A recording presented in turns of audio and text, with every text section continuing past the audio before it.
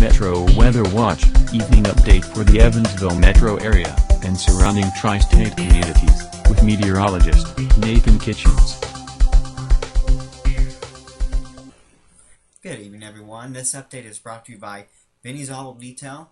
They have been serving the tri-state for over 17 years with high-quality window tinting and auto detailing at reasonable prices. Give Donnie a call at 471-4900, and are located at 950 North Congress in Evansville. Thought we'd start off by taking a look at our January stats. It's hard to believe the month of January is already over. We start the month of February tomorrow. Taking a look back at this month, it's been a pretty wild month temperature-wise, but the big story has been the warmth that has overpowered the cold weather that we had earlier this month.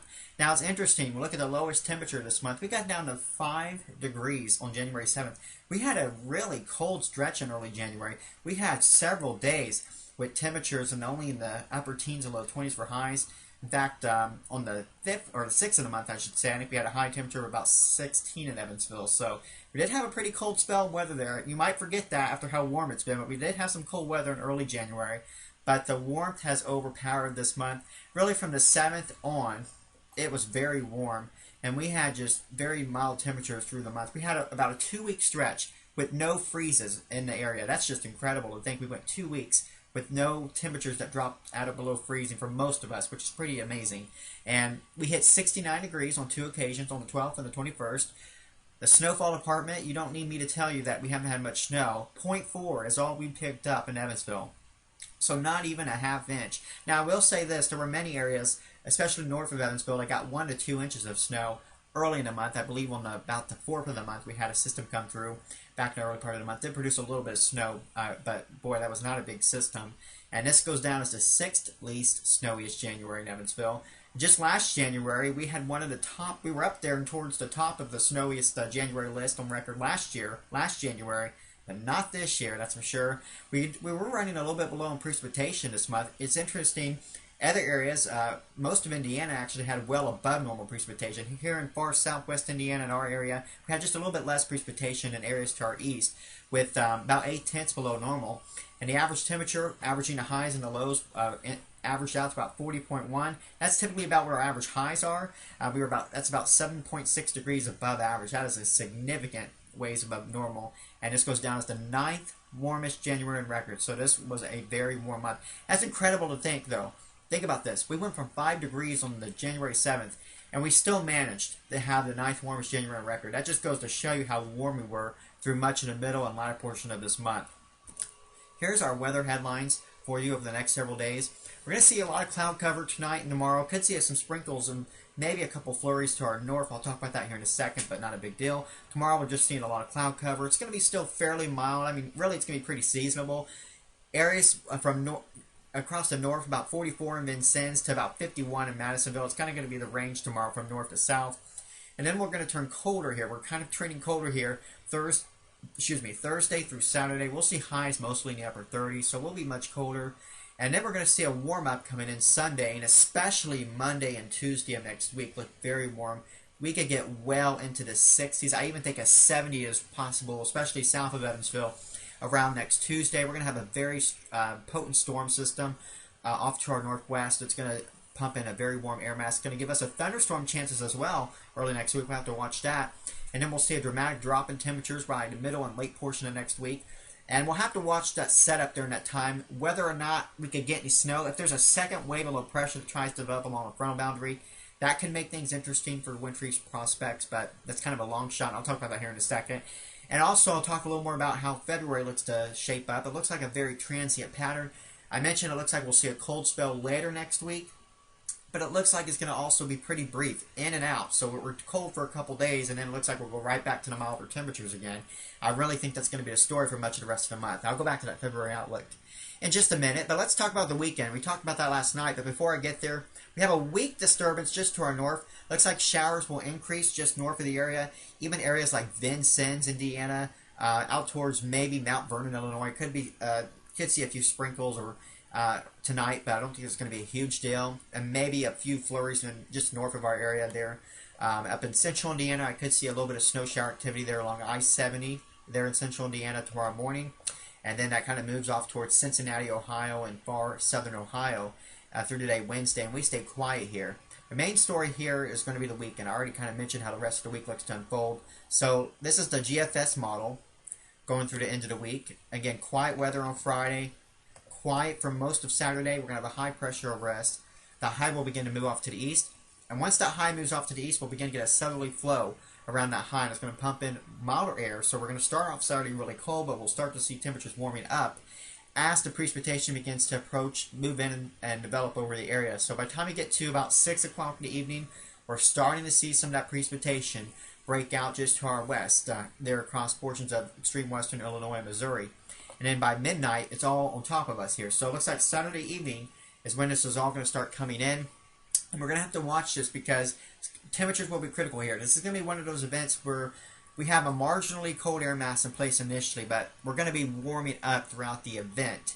And initially, we're going to have to watch temperatures closely as I still think the chances there, especially areas just north of Evansville, north and northeast of Evansville, to see a quick burst of snow, some sleet, before we would warming up to get plain rain. And I think it'd be possible we could see some quick light accumulations in our northern counties Saturday evening and Saturday night before we warm up and just eventually turn to rain. And the thing is, even with this potential burst of some wintry weather across mainly our north and northeast counties, we would generally warm up to just see plain rain late Saturday night and by Sunday by all means, because we're going to see temperatures in the mid-40s Sunday. So there's no question Sunday that we would see, if we would see any winter weather, because we're clearly just going to be rain by then. But the GFS model, actually, and I'm showing you here, you're like, what are you talking about? It's showing just rain. And you're right.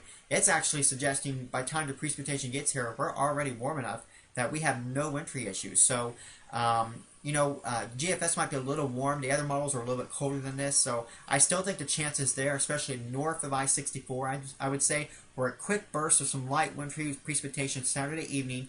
But it looks like that would be a very short window. And because we're going to have a nice southerly flow coming in, and we know what usually happens in these setups, the warm air winds out. But I'm just trying to be cautious, in case the cold air that takes a little bit longer to get out. We'll keep an eye on that. Looking at the Canadian model here, let me go back here. The Canadian model, it's very similar. It's just a little bit colder though, and it's a little closer to my thinking. So Saturday night we see in the evening, so between about 6 o'clock and midnight, the precipitation starts surging in, developing over the area. You start to see this pink. So that could indicate some sleet initially coming down. I don't really foresee much freezing rain because temperatures will probably be at or above freezing by then. And then going through Saturday night, it is still picking up on a band of some wintry mixed precipitation here, kind of along I-64, and especially to our east, early Sunday, late Saturday night. And then by Sunday, most of the precipitation is starting to drop off to our south, and it's just rain by then as temperatures will be warming up into the lower to mid-40s Sunday afternoon. And we'll look at temperatures here, what the model is showing for this time frame, because it's all about the temperatures too. See, we're going to have a cold air mass in place initially. This is by Saturday morning. Look at temperatures in the teens. I think this is a little bit too cold. The Canadian model has kind of a cold bias, so it's probably a little bit overdone. But you get the general idea. We're going to be warming up gradually later on Saturday afternoon. And by Saturday evening, we're at 34 degrees on the model at 6 o'clock. And that's when things are going to start being critical. From about 6 o'clock to midnight, temperatures will be critical here. So 34 at 6 p.m., 32 by midnight. So there will be that window here from along and northeast of Evansville, perhaps a mixed bag of wintry weather for a short duration before it would go over the all rain. Because look at temperatures by Sunday afternoon, 50 starting to surge into the area. So there's no doubt about it that the window of any mixed wintry weather looks to be short-lived. And honestly, when we get a south flow like this coming in, usually the warm air winds out. And I think it's possible that we don't have any winter concerns at all in our area, that it could be more like central Indiana that sees a little bit of wintry weather. But this is just not an impressive setup. I don't really foresee it being much of any issues for our area, but just some we'll have to keep an eye on for Saturday evening. But for the most part, it's just going to be a rain event for us, and even that, we're just not looking at a major system here at all. I think the main focus needs to be next week. Let me talk about that here. So there's that weak system this weekend. Again, moving through late Saturday night, early Sunday. We're kind of dry through Sunday night into Monday. We start to see some rain showers break out Monday. We're going to be at a strong southerly flow, so we're going to see temperatures continuing to warm up. I think Monday we could hit the upper 50s for highs later on in the day, so we're going to see a nice rebound in these temperatures. And then we're going to be very warm Monday night, windy, showers increasing over the area. We're going to see a strong area of low pressure developing to our west over the plain states, and that begins to move our way Tuesday. Look how the pressure gradient tightens up over the area. We're going to see some strong winds. Could see some thunderstorms as well, along with temperatures that could flirt with, I think, 70 in parts of our area, especially the southeast part of our area, as you get firmly in the warm sector of the system. And then that system will move through Tuesday night and Wednesday. You see the showers and thunderstorms. And what we're going to have to watch during this time frame, some of the models, there's been hints that we get a second wave of low pressure to develop along that frontal boundary as the cold air is beginning to march into the area, potentially another round of low pressure to right up along that front. That can make things a little bit more interesting for winter weather prospects. Every now and then we get these setups that develop here where we get, a main area of low pressure to move through, get a trailing front. Sometimes you'll get a secondary low that tries to develop along that and move off to the northeast and riding up along the edge of the cold air. And in those setups, you can get some interesting weather in the Ohio Valley. But I think the more likely scenario would be to not see any snow at all, hardly.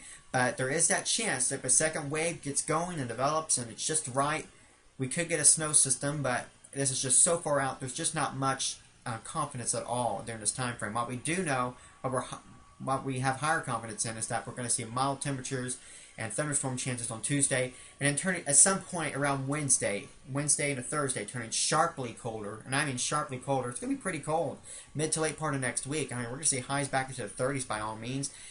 Maybe a snow chance, maybe not. We'll just have to see. But I think that potential is on the table. It might be a long shot, but I do think the chance is on the table, so we'll keep an eye on that later next week. But again, as I mentioned, the cold weather will be short-lived. I think we're going to quickly see the warm air fight back in. Going longer term, beyond about 10 days from now, it's looking like overall mild temperatures are going to kind of win out in our pattern. And looking at the February outlook, they've updated the February outlook from the Climate Prediction Center, and they've actually trended warmer, which is no surprise.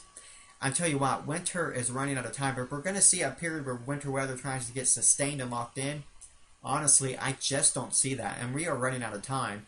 So it looks like from here on out, while we can't take the snow chances off the table, I mentioned next week we'll watch that setup to see if anything can try to develop there. If we get a secondary low to develop along that front.